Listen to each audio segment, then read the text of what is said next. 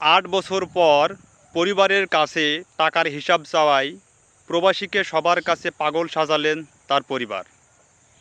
একটিবার হিসাব করে দেখুন, এই ভাইটি ৮টি বছর পরিবারের জন্য যুদ্ধ করছে। পরিবারের এক বিন্দু সুখে রাখার জন্য পরিবারকে কতই না যুদ্ধ করে যাচ্ছে। নিজের শরীরের ঘাম মাটিতে ফেলছে, রক্তকে পানি করে ফেলছে। কিন্তু সেই পরিবার আজকে তাকে কি প্রতিদান দিল? সেই পরিবার তাকে পাগল সাজিয়ে দিল যে সময় সে একজন মানসিক রোগী। যারা প্রবাসে আছেন তাদেরকে বলছি, একটিবার ভেবে দেখুন আপনি আপনার পরিবারের জন্য কত পরিশ্রম করছেন। পরিবারের সবার সুখ এবং সবার আশা আকাঙ্ক্ষা পূরণ করছেন, কিন্তু দিন শেষে সেই পরিবারের লোকজন যদি আপনাকে পাগল সাজায়, মানসিক রোগী বানিয়ে দেয়, তাহলে কার কাছে গিয়ে দাঁড়াবেন? এই পরিবার আপনাকে কিছুই দেবে না।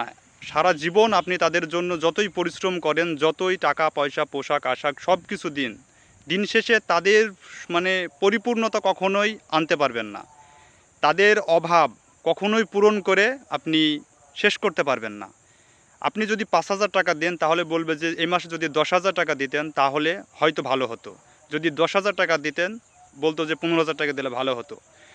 আসলে যদি পরিবারের কাছ থেকে যদি সুখটা, মানসিক শান্তিটা যদি না আসে, তাহলে কার কাছে গিয়ে দাঁড়াবেন?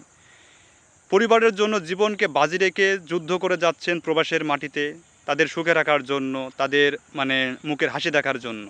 কিন্তু এই ভাইটিকে দেখে আপনাদের শিক্ষা নেওয়া উচিত। সে দীর্ঘ ৮টি বছর পরিবারকে সুখে রাখার জন্য যুদ্ধ করছে, প্রবাসের মাটিতে কাজ করে যাচ্ছে। কিন্তু যখন পরিবারের কাছে টাকার হিসাব চাই, তখন তাকে মানসিক রোগী বানিয়ে দেয়। হায় রে পরিবার!